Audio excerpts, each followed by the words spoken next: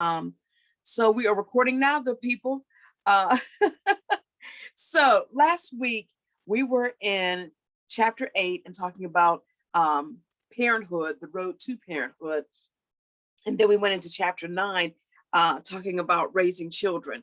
And when we were talking about raising children, um, we looked at, I'm going to go backwards a little bit in our PowerPoint, but we had looked at um, what it meant to raise a children, starting from the whole idea of just getting an understanding of the some of the theories in socialization, from Freud's id, ego, superego, Jean Piaget, his 4 stages of development, Charles Cooley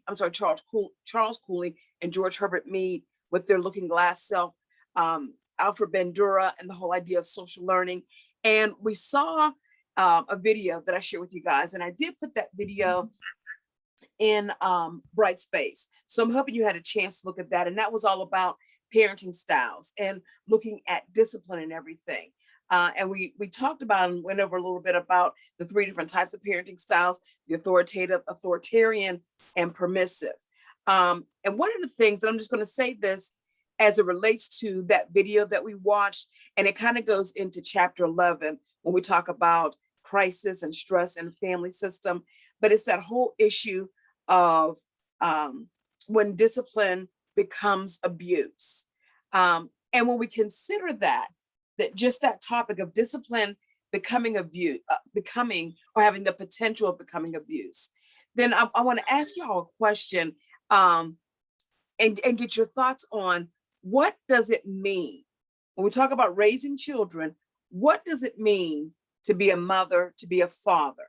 And that's what I want to start with here today, identifying what a mother looks like, how a mother, the roles or the behavior of a mother, and also identifying what does a father look like and the roles and the behavior of a father. So what are y'all thoughts about that? What does a mother look like in your perspective? The nurturer. Okay. Anything else? And let me ask first, when you say the nurturer, how would you explain the expected behavior of that role, the nurturer? Just caring for the children, caring for the family, being the backbone, pretty much. Okay. All right. Anybody else? How would you define the mother? What does she look like? And what's her behavior? How would you describe her behavior? I guess it all just depends on your household. I don't know. Okay. It was opposite for me. My dad was the nice one and my mom was the mean one. So, and then when they got a divorce, so then they remarried people, and the verses kind of like switched. It was strange, but you'll read about that, I'm sure. I put it in my parenthood journal. I had to. Okay. Okay. So, but wait. So are you saying now, from your mom being the disciplinarian, did she opt not to be the nurturer and to be the disciplinarian, and then allow your father to be the nurturer? Absolutely. Okay. I think that was more or less because my dad kind of was hot-headed when we were younger, so she figured it was best if she, was the one that did the discipline compared to him. But also at the same time, his parents, they're very strict Italians, so okay. My mom didn't see very eye to eye with his discipline rules, so that's why I think that's the way that it followed for us, which I'm kind of happy about. But at the same time, my mom's parents weren't the greatest parents either, so I don't know. I guess it really just depends on. I put it all in there. You'll read about it, but yeah. Okay. So. Right. But with you bringing up though, Corey, about the ethnicity of your father and being Italian, does ethnicity play into the expectations of how we identify what the mother, what the father, what their roles would be, and the expected behavior? What do y'all think? Does ethnicity play into that? It can. I feel like definitely. Okay. I mean, or maybe would say religion, I guess, instead. I don't know. Maybe both for sure. Okay, religion and ethnicity. What do the rest of you think? religion and ethnicity, how does that factor into our expectations of what a mother looks like, what a father looks like? It's their the roles. norm. Like that's what they're assuming, like the norm. The norm based on what? Based on what religion says? Based on what? their culture, based on their Okay. religion, based on their just aspect, their values, their beliefs. It's always different for each individual, and it's always different for each family. So then, with that being said, can we also assume then, based on values and beliefs, that children can influence the parents, again, based on what the cultural expectations are? They can influence the reaction, they can influence the lifestyle. Do children have that much power to influence how the adults would parent? We'll say that. Based on our expectations, our cultural expectations. You know, because as a child, for me, you know, the expectation was, and I think we talked about this last week, you know, my parents and my aunts and uncles would often remind us, stay in a child's place, you know, and if we dare try to get into a conversation, or maybe I should say, even before we opened our mouth to utter a sound to participate in the adult conversation, you know, we would have that look of, Get into the other room. yeah, Like the kitchen is yours. Like that was my, like back whenever I was younger, that's how it was. Like there was a doorway into the living room to the kitchen and everything. The adults were out in the kitchen, and if the only time we needed to go into the kitchen was to get a drink or a snack, they was always like, get your butt back into the living room. And don't be thirsty like, that's too where often. you belong. Huh? Yeah. And don't be thirsty too often. Don't want to snack too often.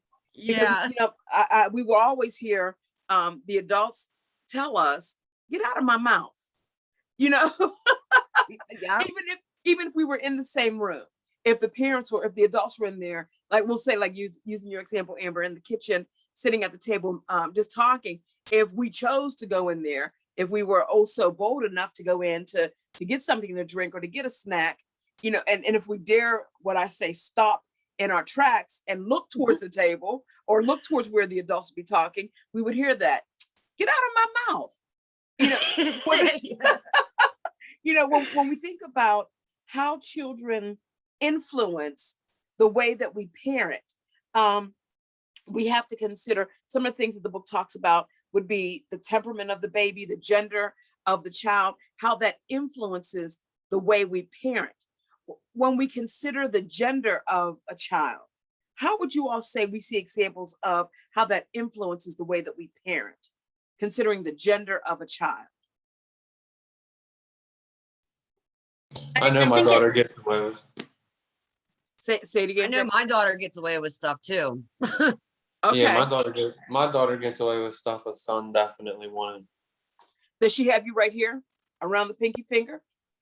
Yeah. All the Yeah. fingers. Like I used to be like high strung and like really like I still am, but I've chilled out so much since I've had her. It's like not much phases me at this point, and especially with her, I'm like she'll figure it out. You know what I mean? And does that influence the way that you parent her? Like just getting to the yeah. place where when you're describing yourself as, you know, chilling out a little bit from being high strung, is that because you have a little girl? And did it change the way that you saw how she's going to develop? How did that impact the way that you change as a parent? Yeah, kind of more intentional, I guess. Okay. More intentional. What about the rest of you?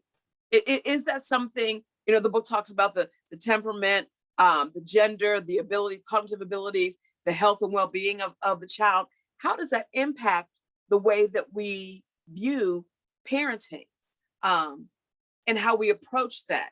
And those that are not parents, how would you say that you would approach it when we consider the gender of a child? I feel like my I'm sorry, stress level went up. I feel like my stress level went up having a boy, but that's because it's like flight or flight mode pretty much all the time. He's always jumping off things, climbing up walls. I mean, I correct him, but like, I feel like boys kind of just have that mindset of that they don't care really about like anything. Girls are a little bit different. Like, I love playing with the little girls, the dolls, all of that. And then you have mine, it's just like a spider monkey, and it's just kind of like sitting there like, holy crap, all day, because I'm so terrified for him to break another bone. I mean, he already has broke his leg. So like, I'm like, pretty much what's next? Or like my friends talk about how their kids, have like ran into things and like split their face open. And I'm just like, oh no, I don't know. I'm always freaked out. Yeah, I'm freaked out too all the time, constantly, because God only knows what my daughter will do.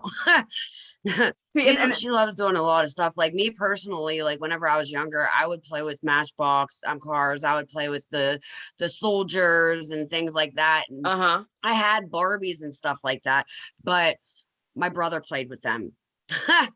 He's not gay.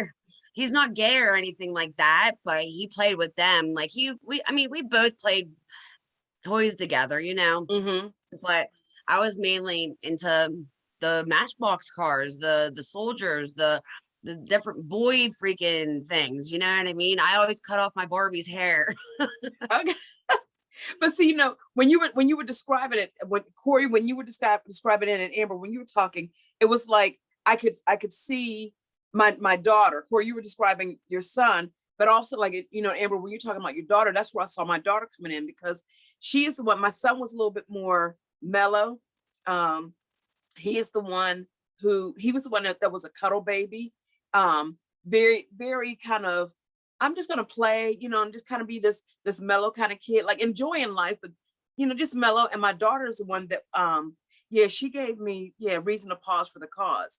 I think that like I was just thinking, like when a child is born, it all depends on that mother, on what she does and what she like how she's feeling during that pregnancy. Ooh, okay. You know what I mean? That's like, interesting. Yeah. So like if you're feeling anxiety constantly through your pregnancy and stuff like that, maybe your child's going to be high strung. But if you're calm and collective and like just like feel joy, maybe your child will come out as like calm, and you know what I mean? Like, so I guess it depends on like how, and then after that you have the child, it depends on how you connect with the child. Yeah. And I believe that. I believe that, Amber, especially like when I'm thinking about my daughter, because my daughter, when as an infant, like I said, my son was the cuddle baby. So he always liked to be held. He always liked to be close and just be next to either me or his father. And my daughter, she was like, just feed me and put me down. Like my son, he couldn't be nursed. He wasn't catching on like what it meant, I think. Like, but my daughter could be nursed. But she was like, look, just like provide the need and put me away. Like, I mean, I don't need to be like right with you, mom, dad. I don't need to be like here. So she wasn't a cuddle baby. She wasn't a just a cuddle baby. But the thing with her is like this last one, the fourth one, oh shucks, I always do that. The fourth one that they have here, the physical well-being for my daughter, she was a sickly baby. She was diagnosed when she was about 5 months of age. She was diagnosed with reactive airway disease, which is a form of asthma, but it was one of those things where she was hospitalized a couple of times. And it was after that point, when she was hospitalized, and it was also when I had to stop nursing, that the bond started to happen.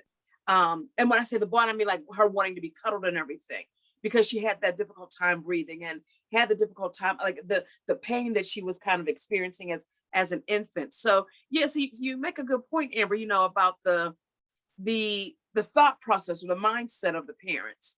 Now, I don't mean to cut you off or anything, but I That's was all right. also thinking, you said that you breastfed, right? Yeah. Okay, so maybe you think it would have been like a hormone imbalance to It where like that was maybe causing like her not to want to be close. it could have been. Could have been. You know what I mean? That's Because like how you had stated, like after you stopped Mhm. breastfeeding, she started cuddling and all that stuff. So maybe it's the pH balance, the hormones, like just depending on, you know what I mean, how your body reacts to her body. And then Yeah. also my one friend, she had a boy, she was allergic to him her whole entire pregnancy. Yes, I've Oh, never heard of it before. She broke out in hives everywhere. Yeah. allergic to the pregnancy? To Yeah, the allergic to the boy, her Wait, son. but do you mean like maybe allergic to the His physiological his changes in her system? testosterone, I think, maybe. Say that again. He He, did what? maybe It's I'm just like talk. allergic to his testosterone. Yes, that is possible. Just like how, like, if you have birth control has both in it, and some people can't take it because of that reason. It will literally make you severely ill, like to the point Yeah, that she was you're like can't even function almost. Yeah, it can kill you if you're allergic that bad. yeah, Wow. she had some complications and stuff like that throughout her pregnancy and everything. And I think if I'm not mistaken, they had to take him out a couple weeks early. That is interesting, because then that kind of puts shines a new light on things when we talk about how we parent and that relationship that you have in raising children. What does that how does that impact the thought process from the mother to the child? But then Depending, also, how does the father supplement, or should I don't want to say over supplement, but how does the father respond then to the child, knowing that there was life threatening um this life threatening diagnosis, during pregnancy as the baby is in utero? How does a father's role change? How does it impact the I mother's role? think, I think honestly, like it depends on the father.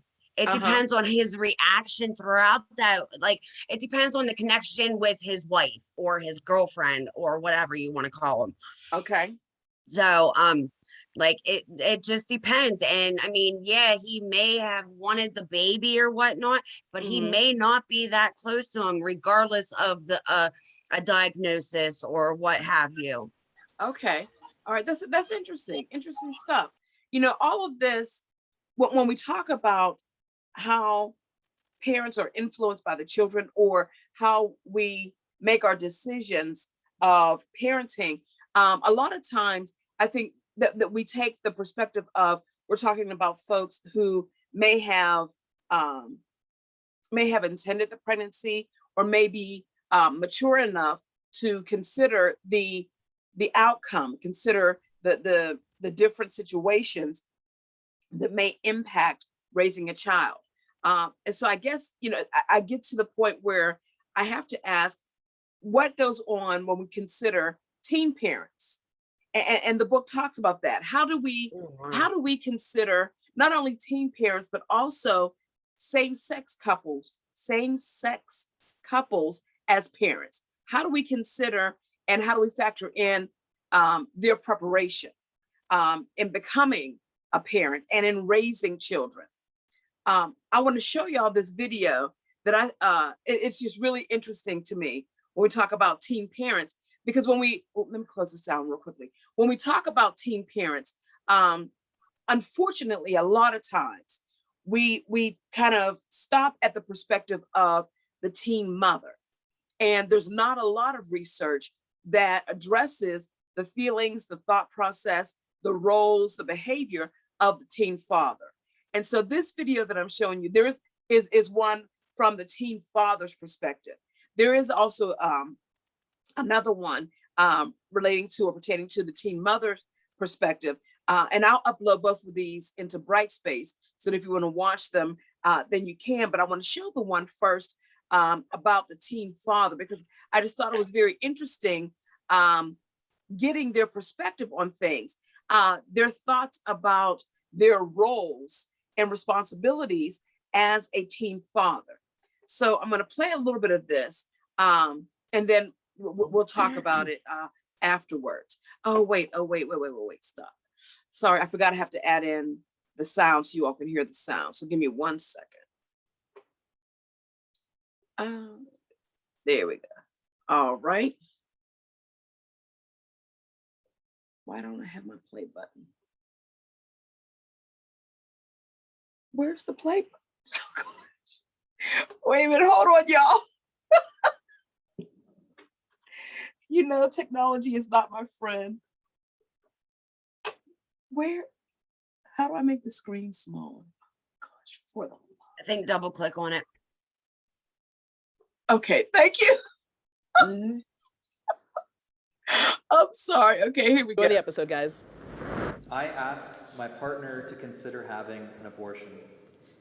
3, 2, 1, go.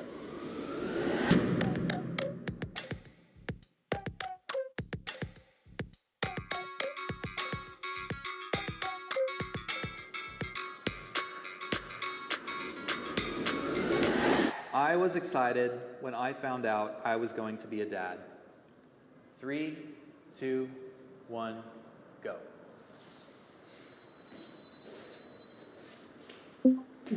Being a dad, it was a mix of excitement and, just, I was a little scared. It changes your whole life forever. I mean, everything about your life just flips upside down. I planned my pregnancy. I planned my baby. When I was little, I would always take care of my little brothers, my little sisters. My parents would be working, my mom would be working. My parents obviously weren't together. Yeah, I feel like I've been ready as a young age, and I've always wanted to have a kid at a really young age. I don't know why, but it's just, I knew I wanted to be a father. For me, I was really excited because my girlfriend already had a baby, so we were trying to get pregnant. So the moment I saw the positive on the pregnancy test, I was pretty excited, but obviously everyone's nervous.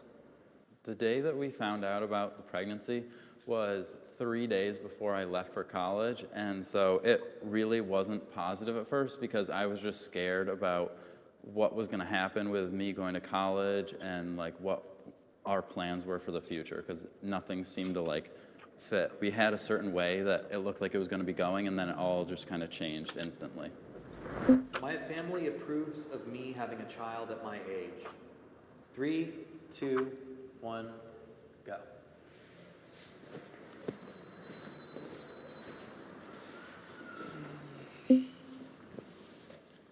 My family's actually very excited, and they were the first people we told because we were kind of too scared to tell anyone else at the time. My mom had my older brother at a very young age, and I don't know, I've just always been able to connect with kids. Yeah, so just like you guys, my mom and dad actually had me at a young age too, but I think for me it was harder to tell them because they worked so hard, to prevent me from going down the same path as them.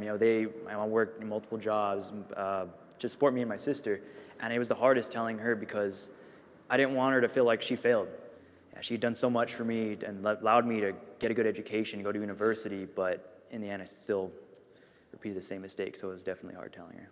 When I told my dad that Laura was pregnant, we weren't talking actually. He had kicked me out of the house, and I hadn't talked to him for a couple months. And I texted him, and I was like, you're gonna be that grandpa that's not around.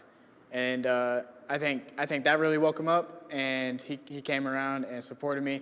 My mom and me, we're like the same person mentally, so she knew it was gonna happen. I asked her to go out to breakfast on my birthday. When we pulled out the pregnancy test, she was like, I fucking knew it. Learn how you can become a foster or adoptive parent. I firmly believe that every kid needs to have. Me and my mom, we had a really strong connection too when I was young. Well, when I was in school and living under her roof. But I guess once she found out about the pregnancy, I expected her to be very excited. But once I saw her reaction, it's just, that same morning she was saying, no, if you ever bring me a kid, you're gonna get out of here, you're gonna do your own thing, you're gonna find your own way. Now, like, I kind of feel bad, but like my kid's not really around my mom. My family was not very supportive of it, definitely at first, but as time went along and as the babies were here and everything, they became more okay with it. It was just that they had big plans for me, my parents, and they wanted me to go to 4 years of college and get a degree and then maybe continue on. And they saw this as something that would kind of derail that plan and change it. I was educated on birth control methods before becoming sexually active. 3, 2, 1, go.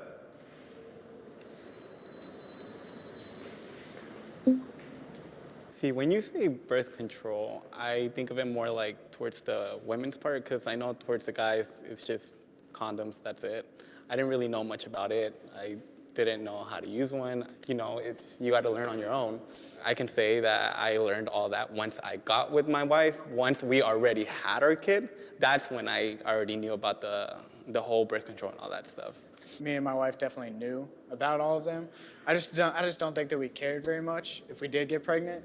So we didn't really use them, you know. So yeah, you know, we knew about condoms, and she was on the pill, but then she stopped taking the pill, and you know, it just went from there. Yeah, the only class I ever took was in middle school, just for one class. It wasn't even for like even a month, it was just for a week. I asked my partner to consider having an abortion. 3, 2, 1, go.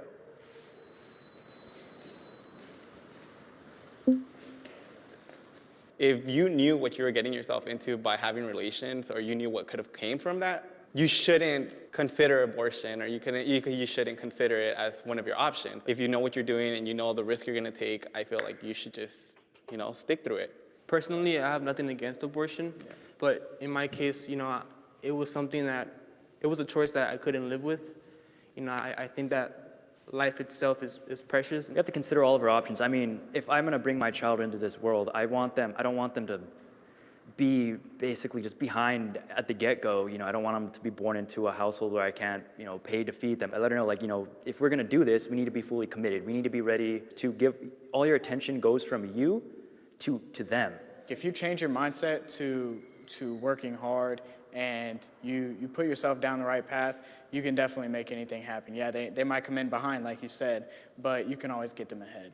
At the time that we found out, like, I was about to go to college. I was like moving away from home, and my girlfriend had plans to go to college and leave the state and travel and do all these things. And so I talked to her about abortion and adoption, about other options, like what we might choose to do, because it was just a stressful time trying to figure out like what we were gonna do for money before either of us had any college education or anything. All right, so I'm gonna stop that one there, and I want to share a little bit from the teen mom, from their perspective. All right, so can you all still see the teen moms? Yes. Yeah. All right, I'm gonna Is it their girlfriends or no? Is this just like separate? This is separate. Okay. Okay. Not to have sex. It's hard. I mean, every guy's nightmare is getting their girlfriend pregnant, and sometimes it comes true.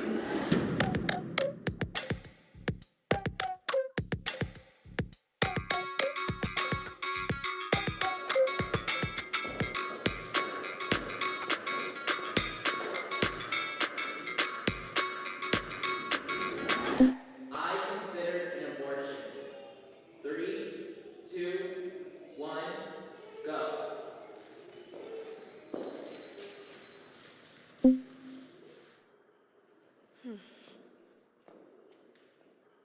My first thought was like, I'll get an abortion, I'll go to Planned Parenthood. In the end, when it came down to it, I realized that I couldn't do that. I understand how other people need to make that choice, but yeah, I did totally consider it. I really had to think about the other women in my life that have had children. For me, the first thought that came to my mind was my mom, because she tried so hard to have a baby, and if I were to have an abortion after that, it's almost like disrespecting all the work she put in. And I was like, okay, I'm gonna have this baby, and then really it came down to, am I gonna do adoption or am I gonna be a mom? I planned this pregnancy. A lot of people might think otherwise and just be like, she's just saying that because she doesn't want people to think the baby was an accident. I can't choose for other people. You guys have your own choice, but there's so many ways you can prevent a pregnancy. You could have done it beforehand instead of once the baby's already in there and trying to kill off a heartbeat, because the baby has a heartbeat on his 4th week, and that's usually when everybody finds out they're pregnant. I don't have a choice for other people, so I mean, everybody has their own choice, but personally, I'm against it. I was educated on birth control methods before getting pregnant. 3, 2, 1, go.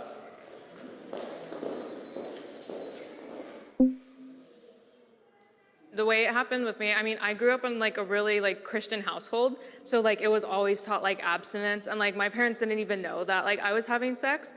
And I mean, I was using like condoms, but obviously I was naive that that was gonna like work in the long run, which it doesn't. I mean, I knew that there were options out there, but it was something that was never like explained to me that I could get this so that I won't get pregnant. I'm from Texas, and in Texas, it's abstinence, abstinence, abstinence. They told us in the health class just not to have sex. So I honestly didn't know pregnancy was so common. I thought, like, it just happened sometimes when you had sex, sometimes you would get pregnant. I really do think that that should be very mandatory in school, starting in, like, middle school. Yeah, I totally agree. I live in the mountains and it's really conservative up there. The schools are really small. I look at like my boyfriend's little sister, she's gonna be 12, and some of the girls in her grade are having sex, and she's in 6th grade. The information they're giving you in schools needs to adapt to where we are now in society, to where it's in the right grades, it's the appropriate information. They're talking about things like the implant that are somewhat new, and they really need to just kind of adapt it to where we are now. Yeah, as teen moms, we need to take our kids and teach them everything they need to know from a young age. Like, I thought my mom was gonna be mad at me, so we need to be open so they're not like scared to come talk to us about something that's so normal. Relationships change after you have a child. 3, 2, 1, go.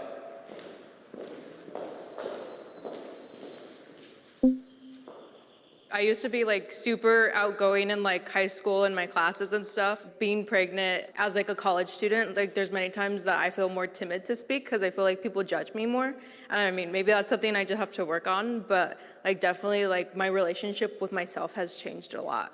I bet you can all relate. Like you meet your baby for the first time and it's like life just shifts. Like almost the glasses of like naiveness and childhood just kind of come off, and you see the world from like that point of view, like you just created a life. I cried immediately for my mom and how badly I treated her as a teenager before I had my daughter. And I cried for my sister, how I treated them. Teachers, all of the things that we were given and I was entitled to, now after having a kid, it all changed.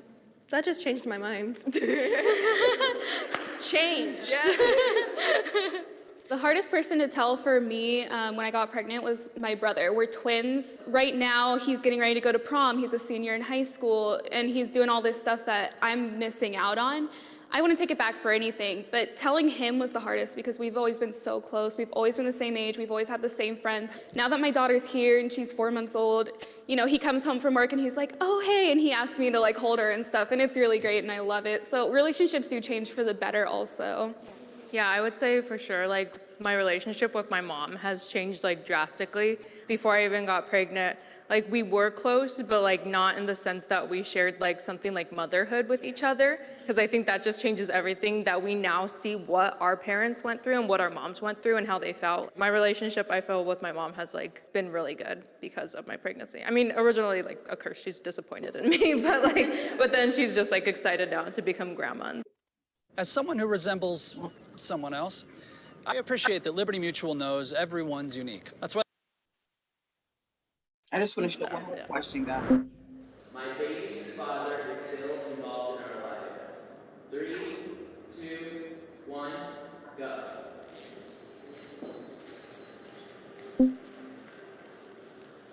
With my husband, he's kind of too involved. He's kind of like excluding me. Yeah, like I could barely grab my baby when he's around. He was planned, but before it all happened, he was my fiance. Well, I do come from a Hispanic family, and also the religion, and you have to be married before having intercourse and having a kid. So we kept the baby a secret for 3 months, also to make sure he stuck before we told everybody. And we found out I was pregnant on a Wednesday, and I got married that Saturday. Yeah. So he's really, really involved. I just want to ask you, would you have gotten married if you weren't pregnant? Would you have gotten married that early, I should say, if you weren't pregnant? We were planning to get married the month after. Okay. We were still going to get married this young. It's just, he came a little earlier. When I was 14, I got pregnant, and my boyfriend was 14 as well. And we had already broken up before I found out I was pregnant. So when I found out I was pregnant, his initial reaction was just like freaking out, get an abortion, even though you're 3 months along. And one of the first things he did was say I'm harassing him and blocked me. We got a paternity test. He decided that I was some type of slut after I found out I was pregnant, even though he was the only person I had ever been with. And after the paternity test, the court introduced visitation. She was 10 months old. She was 10 months old, and she finally got to meet her dad. And the visitation kept up for a while, but recently he's been getting into fights, and I mean, he hasn't seen her in a few months, and I don't know if I want him in her life. I don't think it's healthy for her. I'd rather do it alone than with him at this point.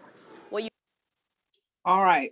So let me ask you all, what are your thoughts in regards to some of their answers when they spoke about birth control education and the use of birth control? When we consider the whole, the topic of teen parents, what were your thoughts on some of that? I definitely agree we need to be discussing it more in schools. Mm-hmm. Mainly as, Yeah. I'm sorry, go ahead, Riley. What else were you going to say? Oh, sorry, I would, and especially watching the video, it hits home for me because my mom had me at a very young age. So Okay. especially seeing it like from other girls' perspectives, I definitely agree it needs to be talked, because I remember having one class, probably 14, and they like briefly went over it, like not even a chapter worth, maybe 20 minutes, and that's it. So I really only got my information from my mom, and that was pretty much it. If I didn't have her, I barely would have known anything.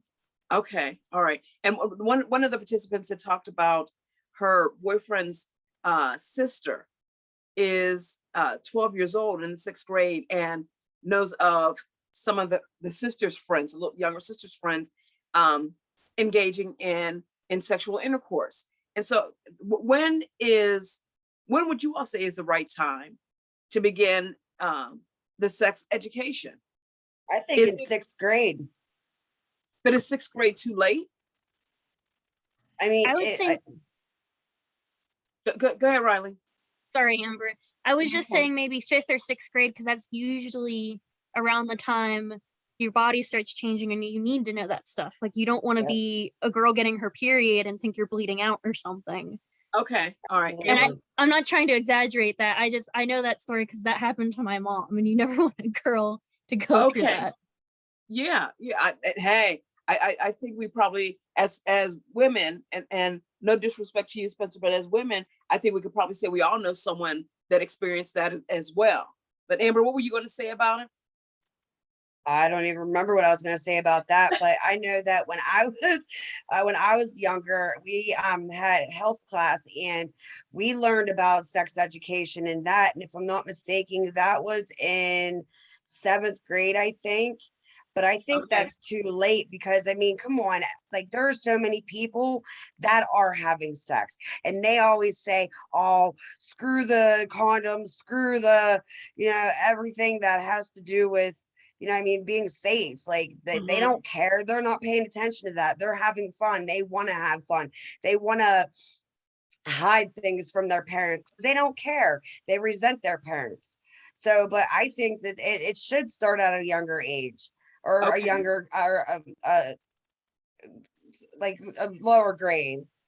At a younger age, to maybe change that mindset, or to address that mindset of what you described as not caring and not having that attachment to the parents, to their to try to build maybe build on the level of respect. Is that safe to say, y'all?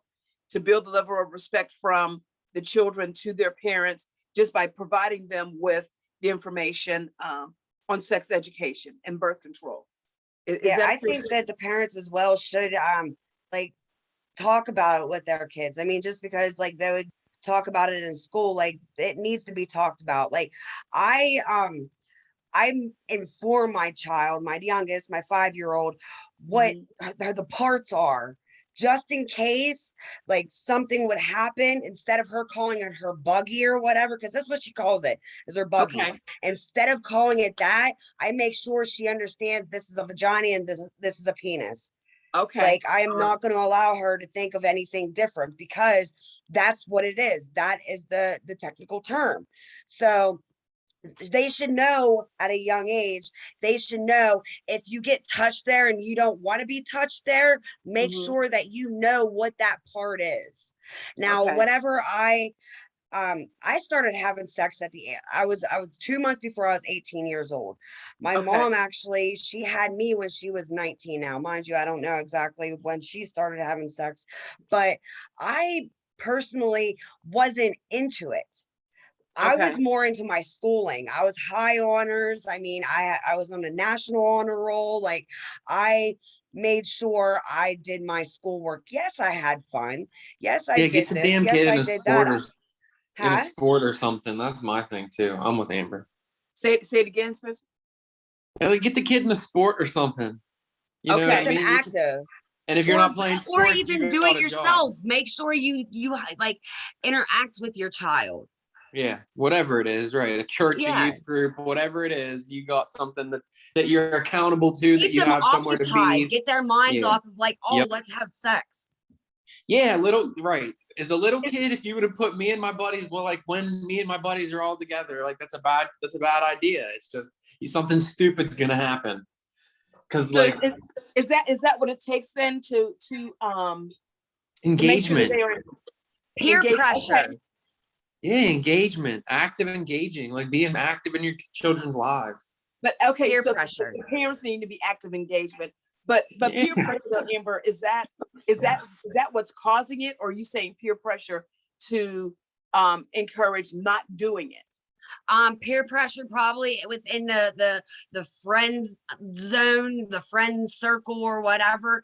Whenever each one is talking to one another at that age, they're going to start talking about sex. They're going to start, you know what I mean? Like they're not going to talk to their parents about it.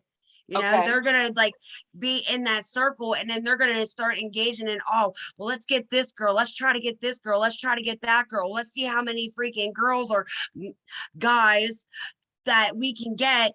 Well, you know what I mean? So like in that circle, they're doing a peer pressure thing to where like they want to see either how many people they have sex with, or they want to know what it feels like, or what have you. Like they're not paying attention to I mean, they might pay attention to the sex education and everything, but they're more paying attention to the parts. Okay. All right. So that where does the other, or I should say, where do the other agents of socialization fit in with this whole idea of sex education? Like, especially when we consider, let's consider social media and mass media. And Yeah, music. Say it again. Music. And yeah, music, all of that, because when we consider music, social media, mass media, there was a video that I saw over the weekend. Honestly, I can't remember what I was bored and doing and what I was watching. Either it was Facebook or TikTok, but it was, I'm going to say this little girl, she may have been 5 years old. I'm not going to push it and say she was older than 5, but this little girl she's dancing. Okay. And thinking about a 5-year-old, thinking about when my kids were 5, like their dancing was like, oh, just moving arms and legs or doing whatever, maybe doing the latest moves, but I think the latest moves may have been, I don't know, whenever it was when y'all were 5. But this little girl is gyrating. She's dropping it. She's twerking.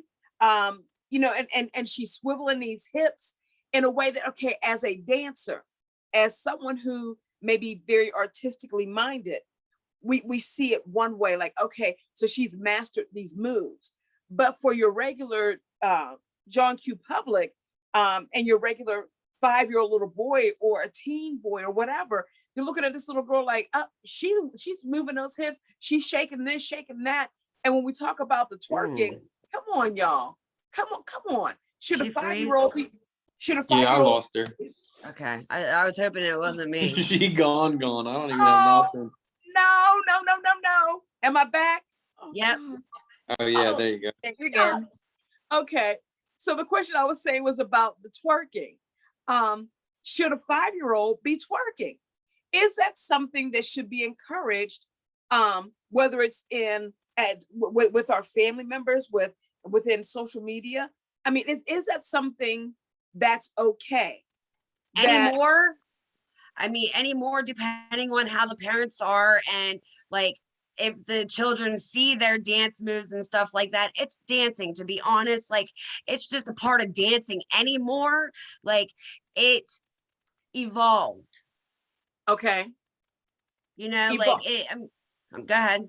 Evolved to the point where we no longer see it as dancing, but we see it as sexualizing dance. Depending on the person. I mean, with all the pedophiles and everything out there and everything, they're gonna think something different.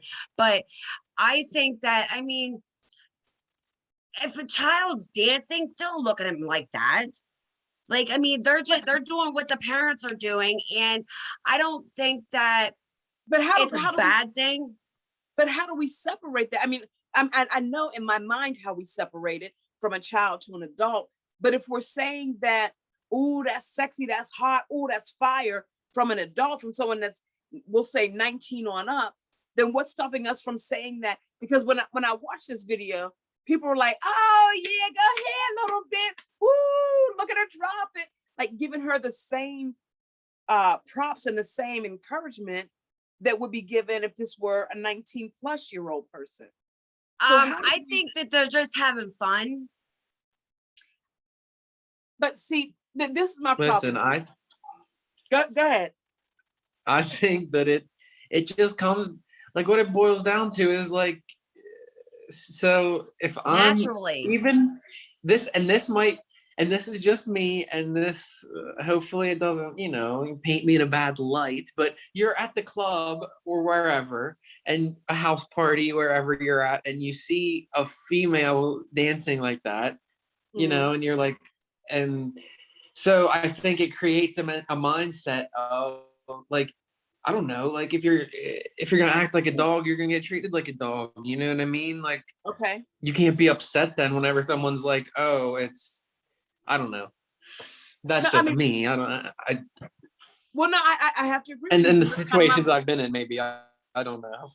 No, because that's kind of my thought process as well. Like if you don't, and I'm respecting not yourself, saying, I'm not saying I'm blaming the victim type of thing, but if you don't put it out there as such, then you won't get that reaction as such. Like right.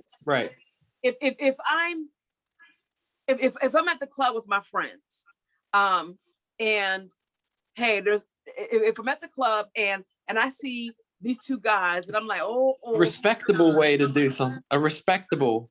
It's yes. It's kind of like respecting yourself, I guess. Yes. So there's a respectable way to dance with two guys. Right. And then there's a way that you dance with two guys that you're saying, yeah, I'm getting ready to put it out to whoever the first bidder is. So yeah, when your hips don't lie, right? Well, I mean, help me. Did he tell the truth? But when we're talking about it from a child's perspective, are we? Yes, we're able to separate that and to identify that this is a child doing this. But right, but it's already sexualized. Say it again. Yeah, but it's already sexualized, right? Yeah. So what message are we sending to the children, that it's okay to do this, but do we prepare them for the outcome of it? And that's kind of, when we got to think about these different agents of socialization, how they factor into just this first topic of being a teen parent, of what is our expectation, and how are we setting folks up either for success or failure when we talk about being a teen parent. looking at kind of, what the consequences are. What are some of the obstacles? What are some of the hurdles? What are some of the challenges that these young parents are going to face? Do we set them up for that early on, or early enough, I should say, in life, that they can be successful with it? This I'm sorry, go ahead. this kind of apply. Wait a minute, I forgot what I was even gonna say. Oh well, no, wait, I remember. Hang on. As this kind of applies, like there's studies that have like been released about talking about people 7 or more partners, you lose like the ability to form a deep emotional connection with anybody. Okay. Like and beyond just like a sexual partner, like you lose the like emotional ability to have an in-depth relationship, basically. Yeah, and with that, how are we investing in the future of the children if we're not investing in the parents early enough? If that makes sense. Again, just talking about the teen parents, how are we setting up this future generation for success if there's no investment in the parents, those who are there Just right because the kids dance like that does not mean that they're not going to freaking succeed in anything. Oh no, I'm not saying that. I'm not saying that they're not going to succeed. But what I am saying is when we set them up for with the thought process of sexualizing dance, of sexual activity. I mean, that's what we have to think about. Like when we're doing, if we're encouraging children in the arts, okay, I'll say it, because I think that I get the point of the dance, and I get the point of the arts. I get the point of moving the body and having. And the there's body. cultural stuff. There's cultural, There's cultural undertones. So yeah, but we also have to set them up. That's the culture's norm. We have to set them up for the full gamut of what the expectations are coming from that. Like when you step outside of the dance studio and you go to the club laying it down like that, there are different expectations because people are seeing it in a different way. Does that make sense, y'all? Like when we talk about moving it from one, you're a dancer, or you dance, right? Yeah, there's one expectation when it's an art form. There's another expectation when it's entertainment. And I guess the question becomes, are we doing a good enough job of laying out the outcomes, the expectations when it moves from the dance studio to the club? Because we got to be honest, in the club, there's a whole other meaning, I should say, to the type of dance that we may say is beautiful in a dance studio. There's a whole, we could go all the way back to the flappers, during the Renaissance. And are y'all familiar with the flappers, the types of the dance girls at that time when the flappers, they were the ones that came out with the feathers on their costumes, and they're doing a little bit of gyration, they're doing the kicking the legs and things like that, or I should say the high leg kicks. That of course in the dance studio or in theaters, like, okay, that's entertainment. But as soon as those girls stepped off of the stage, if they tried to wear that same outfit, if they tried those same dance moves, like just on a street corner or in the home, what are you trying to do? What are you saying? What are you selling? So there's a different message that's received when we talk about dance, music, social media, and how it's portrayed. Like, so I'm not saying like that dance is like a 5-year-old dancing with the twerking, the dropping it, all of this. I'm not saying that we're setting them up for failure, but we are setting them up for failure if we don't explain the difference between the cultural expectations in a dance studio and cultural expectations in a club. Does that make sense, y'all?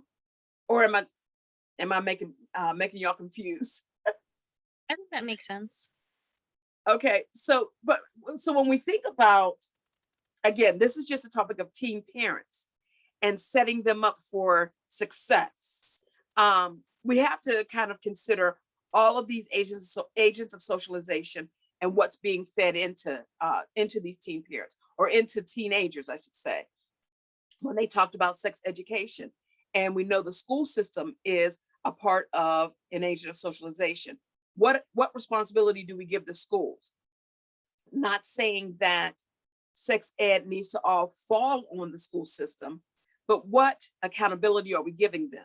We know that the family has responsibility. We know, we talked a little bit about the peer group having a little bit of responsibility, but where does the school system fall?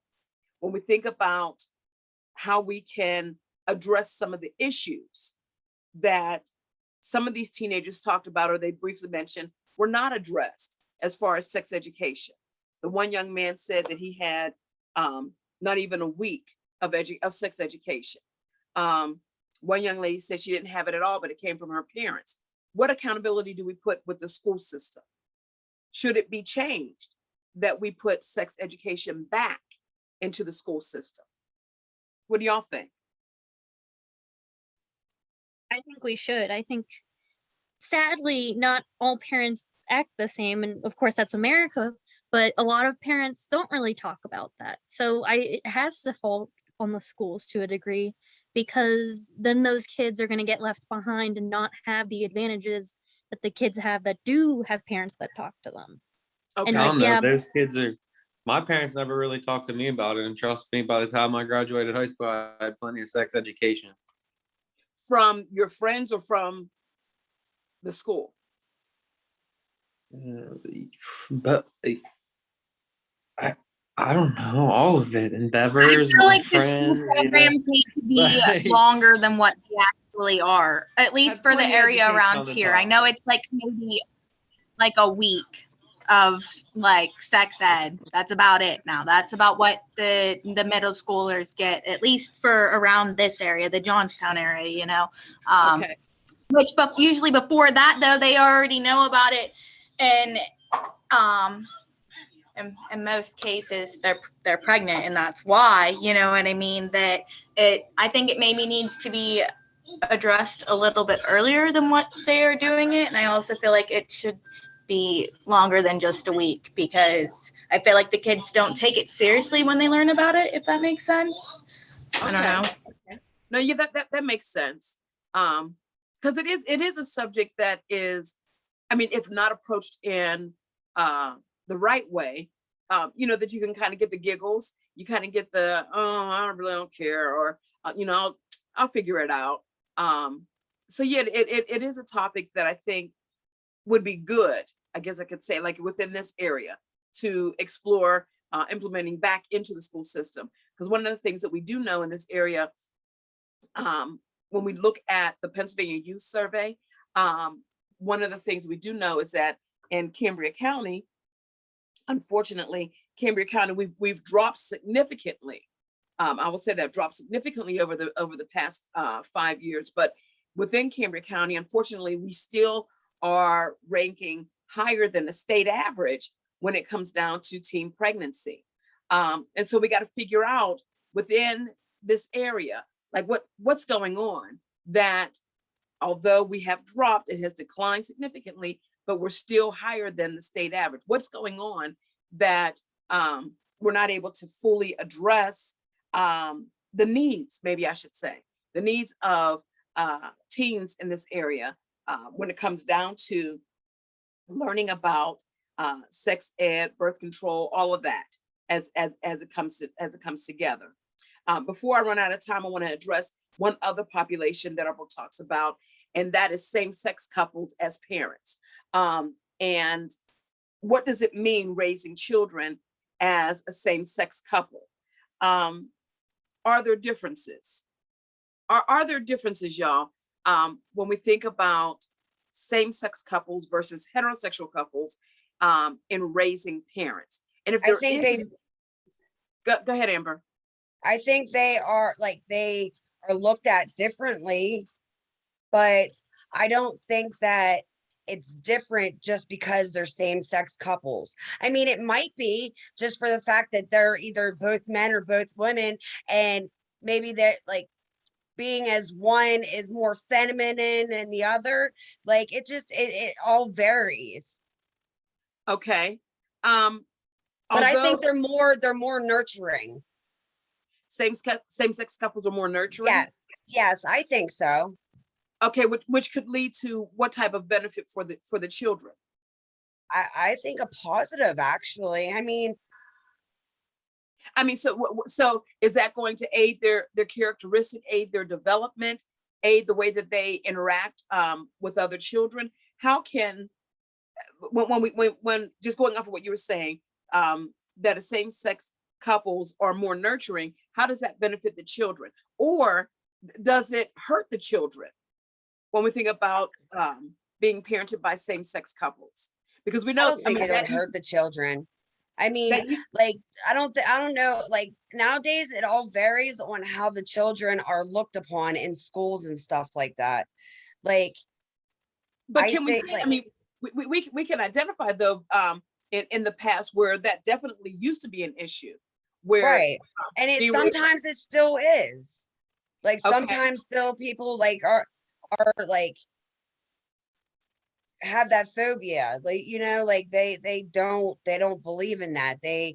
They're raised to not allow it. But then again, there are people that they're like, okay, well, that's your choice. Yeah. Like, you can't look upon a child just because of their parents. Okay. But do we though? Absolutely. You know, because one of the things that the book talks about, well, when we're talking about the same-sex couples, this is the book says, you know, there's several specific features that affect the dynamics of lesbian and gays raising children. And one of them that talks about, or that highlights, it says lesbians and gay men often have a close network of friends whom they regard as extended family who provide emotional and social support. But is that the same outcome for the children or for the child that's being raised? The parents having the network is one thing, but what happens with the children? Are they looked at as being different? Yeah. Being a unicorn, we'll say, like, so just being odd in society. And how are they addressed within their own social circle, within their network, within the school system? I think it depends on how the child is, like how they present themselves. I mean, they is it really all on the child though? Or is it still it's on the our parents perception? too. Yeah. Okay, what do the rest of you think? Is it based on how the child presents themselves, or is it based on social perception, you know, that determines how the child is received? Stereotypes.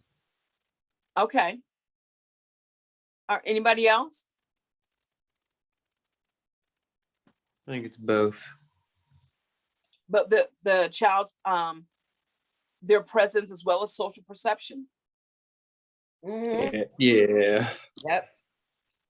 Okay. One of the things also that the book talks about is, you know, with same-sex couples raising children, that this is an intention. It's an intent that they are same-sex couples have a desire to have, and therefore have a stronger commitment to being a parent, stronger commitment to raising the child or children versus a heterosexual couple. Looking at it as, and there's a video that I'll post it in Brightspace, but the facilitator on the video says that heterosexual or same-sex couples look at it more so as, I want this child, versus sometimes a child appearing as an oops for a heterosexual couple. What do y'all think about that?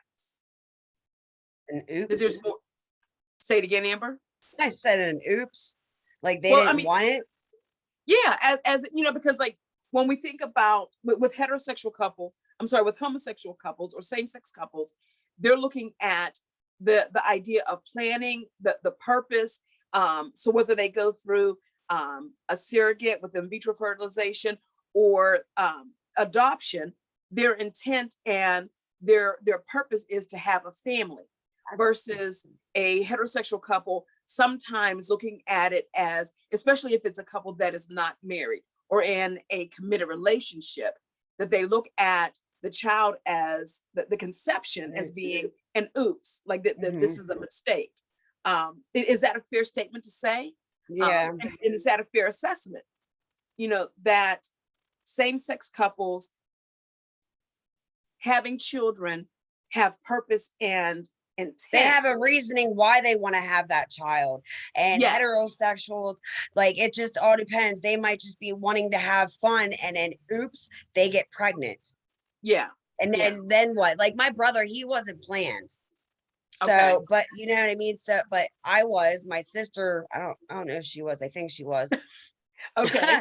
But I think it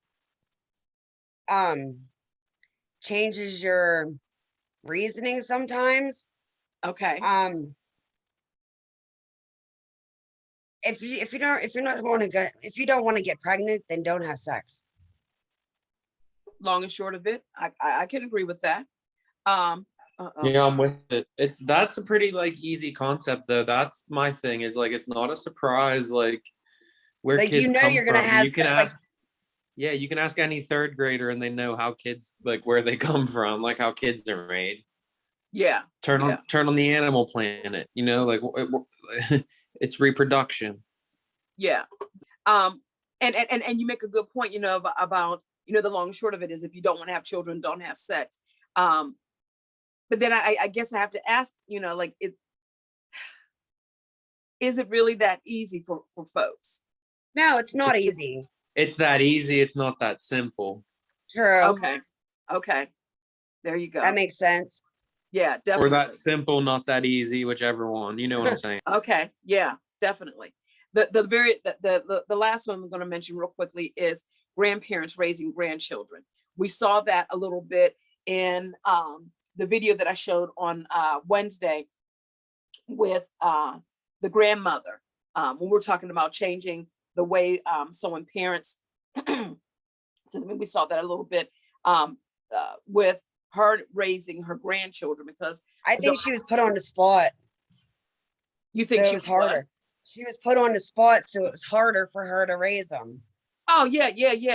I could agree with that. But even for those who are not put on the spot, if we have grandparents raising their grandchildren, whether it's due to the parent being incarcerated, or a parent passing away, or even a parent that just says, I don't want to do this. So the grandparent is saying, well, my grandchild, my seed will not be going to an adopted family. When we consider the whole idea of an older adult raising children, we have to think about also some of the hurdles and the consequences that come along with that. As far as in the active involvement, also just the patience, dare I say, and looking at things from what is my expectation as in raising this child from my generation to the next generation, because we're talking about a generation or two generations apart. And you say that there's pros and cons for the grandparents. Yes. Yeah. I mean, I feel like in some ways it keeps them like young, and like active and everything else. They did a study and they actually said it keeps them younger, like mentally, I guess. I don't know. Yeah. Which is obviously great for them. But at the same time, I feel like they don't know how to raise them because it's a whole different world now. So it's, I said, there's pros and cons.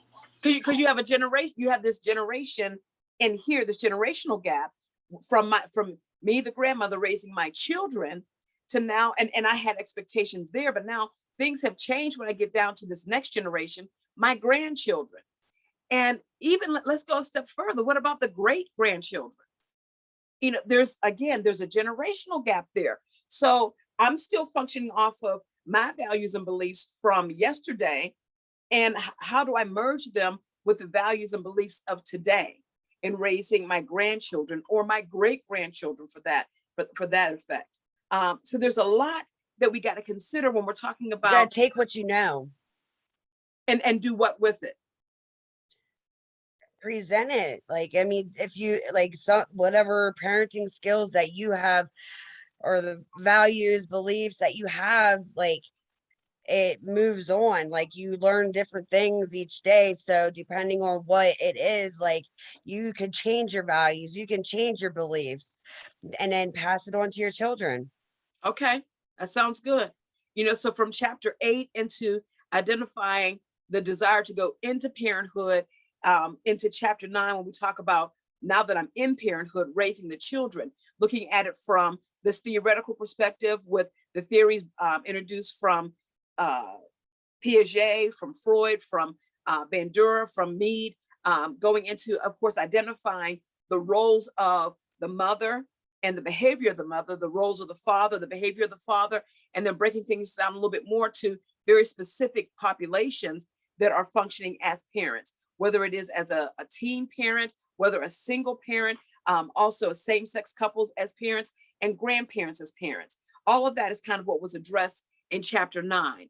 From that, from the whole concept of chapter 8 of wanting to be a parent, chapter 9 of going into being a parent, on Wednesday, y'all, I'm going to ask you to read chapter 11 so that we go into the topic of discussing the stresses in the family system, crisis in the family system, how all that's impacted, and some of the areas that we need to look at. One of the things that we tiptoed around a little bit, or delved into a little bit, I should say, is when discipline becomes abuse. So child abuse in the family system. We'll talk a little bit more about some of the other crises and stressors that may take place within a family system. So I'm going to ask you guys to read chapter 11 for Wednesday. Is that all right with everybody? I'm going